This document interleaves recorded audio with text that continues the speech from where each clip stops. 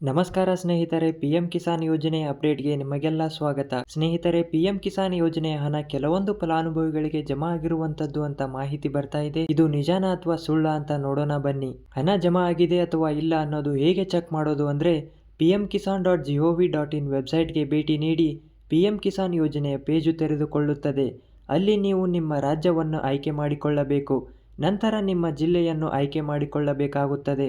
ಅದಾದ ನಂತರ ನಿಮ್ಮ ತಾಲೂಕು ಆಯ್ಕೆ ಮಾಡಿಕೊಳ್ಳಬೇಕು. ನಂತರ ನಿಮ್ಮ ಹೋಬಳಿ ಆಯ್ಕೆ ಮಾಡಿಕೊಂಡು ನಿಮ್ಮ ಊರನ್ನು ಆಯ್ಕೆ ಮಾಡಿಕೊಳ್ಳಬೇಕು. ಅದಾದ ನಂತರ ನೀವು ಗೆಟ್ ರಿಪೋರ್ಟ್ ಮೇಲೆ ಕ್ಲಿಕ್ ಮಾಡಬೇಕು. ಆಗ ನಿಮ್ಮ ಊರಿನಲ್ಲಿ ಯಾವ ಯಾವ ರೈತರಿಗೆ ಪಿಎಂ ಕಿಸಾನ್ ಯೋಜನೆ ಹಣ ಪಡೆಯುತ್ತಾರೆ, ಯಾರ ಹೆಸರ ಸೇರ್ಪಡೆಯಾಗಿದೆ ಎಂಬುದನ್ನ ಚೆಕ್ ಮಾಡಬಹುದು. ಅದರೊಂದಿಗೆ ಫಲಾನುಭವಿಗಳ ಪಟ್ಟಿಯಲ್ಲಿ ಇದೆಯೋ ಇಲ್ಲವೋ ಎಂಬುದು ಚೆಕ್ ಮಾಡಬಹುದು. ಕೇಂದ್ರದ ಈ ಕಾರ್ಯಕ್ರಮದಿಂದ ಅರ್ಹ ರೈತರಿಗೆ ಸಮಯಕ್ಕೆ ಸರಿಯಾಗಿ ಆರ್ಥಿಕ ನೆರವು ಸಿಗುವಂತಾಗಿದೆ. ಉಳಿದ ರೈತರು ದಾಖಲೆಯನ್ನ ಪರಿಶೀಲನೆಯನ್ನ ಶೀಘ್ರವಾಗಿ ಪೂರ್ಣಗೊಳಿಸಲು ಇಲಾಖೆಯ ಅಧಿಕಾರಿಗಳಿಗೆ ಸೂಚನೆ ನೀಡಲಾಗಿದೆ ಎಂದು ಮಾಹಿತಿ ಬರ್ತಾ ಇದೆ. ತಾಂತ್ರಿಕ ಕಾರಣಗಳಿಂದಾಗಿ ರಾಜ್ಯದ 22,000 ರೈತರಿಗೆ ಪಿಎಂ ಕಿಸಾನ್ ಯೋಜನೆಯ ಹಣ ಜಮಾ ಆಗಿದ್ದಿಲ್ಲ. ಕೂಡಲೇ ಬಾಕಿ ಉಳಿದವರ ರೈತರ ಖಾತೆಗೆ ಹಣ ಜಮೆ ಮಾಡಬೇಕೆಂದು ಕೃಷಿ ಸಚಿವರಾದ ಚಲುವರಾಯಸ್ವಾಮಿ ಕೇಂದ್ರಕ್ಕೆ ಮನವಿ ಮಾಡಿದ್ದರು. ಸಚಿವರ ಮನವಿಗೆ ಕೇಂದ್ರ ಸಕಾರಾತ್ಮಕವಾಗಿ ಸ್ಪಂದಿಸಿದ್ದು ಹಣ ಬಿಡುಗಡೆ ದಿನಾಂಕ ಮಾಡಿದೆ.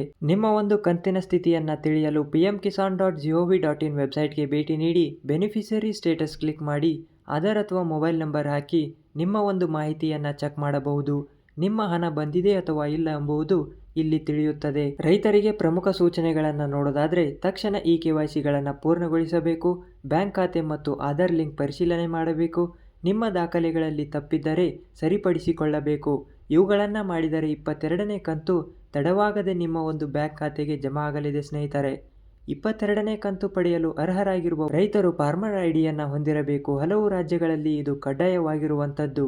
ಈ KYCಗಳನ್ನು ಎಲ್ಲರೂ ಪೂರ್ಣಗೊಳಿಸಬೇಕು. ಈ KYC ಮಾಡದೇ ಇದ್ದರೆ ಹಣ ಬರುವುದೇ ಇಲ್ಲ. ಆಧಾರ್ ಕಾರ್ಡ್ ನಿಮ್ಮ ಬ್ಯಾಂಕ್ ಖಾತೆಗೆ ಲಿಂಕ್ ಆಗಿರಬೇಕು. ಭೂ ದಾಖಲೆಗಳು ಎಲ್ಲವೂ ಸರಿಯಾಗಿರಬೇಕು. ಈ ಕೆಲಸಗಳು ಆಗದೇ ಇದ್ದರೆ 2,000 ರೂಪಾಯಿ ಕಂತು ತಡೆ ಹಿಡಿಯಬಹುದು. ಇಲ್ಲಿಯವರೆಗೂ 21 ಕಂತುಗಳನ್ನು ಬಿಡುಗಡೆ ಮಾಡಿರುವ ಸರ್ಕಾರ ಈಗ 22ನೇ ಕಂತಿನ ಹಣ ಜಮೆ ಮಾಡಲಾಗ್ತಾ ಇದೆ. ಈ ಒಂದು ಹಣವನ್ನು ಹಂತ ಹಂತವಾಗಿ ಜಮೆ ಮಾಡಲಾಗುತ್ತದೆ ಸ್ನೇಹಿತರೆ. ತಪ್ಪದೆ ಎಲ್ಲರ ಒಂದು ಬ್ಯಾಂಕ್ ಖಾತೆಗೆ ಈ ಒಂದು ಹಣ ಬಂದೇ ಬರುತ್ತೆ ಸ್ನೇಹಿತರೆ. ಪಿಎಂ ಕಿಸಾನ್ ಯೋಜನೆ 22ನೇ ಕಂತಿನ ಹಣವು ಈ ತಿಂಗಳು ಬಂದೇ ಬರುತ್ತೆ ಸ್ನೇಹಿತರೆ ಪಿಎಂ ಕಿಸಾನ್ ಯೋಜನೆಯ ಹಣವು ಪ್ರತಿ 4 ತಿಂಗಳಿಗೊಮ್ಮೆ ಜಮೆ ಮಾಡಲಾಗ್ತಾ ಇತ್ತು. ಕಳೆದ 21ನೇ ಕಂತಿನ ಹಣವನ್ನ ನವೆಂಬರ್ ತಿಂಗಳಲ್ಲಿ ಜಮೆ ಮಾಡಲಾಗಿತ್ತು. ಹಾಗಾಗಿ ಮಾರ್ಚ್ ತಿಂಗಳ ಮೊದಲ ವಾರದಲ್ಲಿ ಪಿಎಂ ಕಿಸಾನ್ ಯೋಜನೆ 22ನೇ ಕಂತಿನ ಹಣವು ಬರ್ಬೋದು ಅಂತ ನಿರೀಕ್ಷೆ ಇತ್ತು.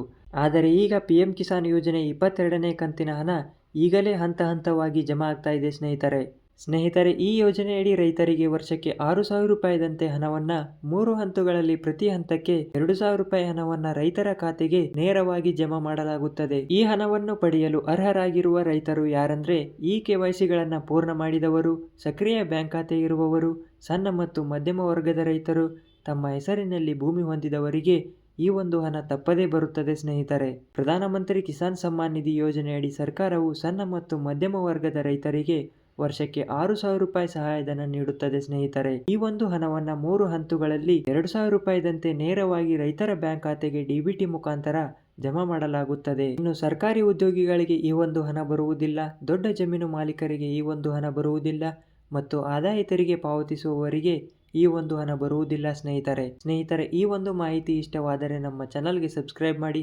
ಹಾಗೆ ವಿಡಿಯೋ ಇಷ್ಟ ಆದರೆ ವಿಡಿಯೋಗೊಂದು ಲೈಕ್ ಕೊಡಿ ಸ್ನೇಹಿತರೆ.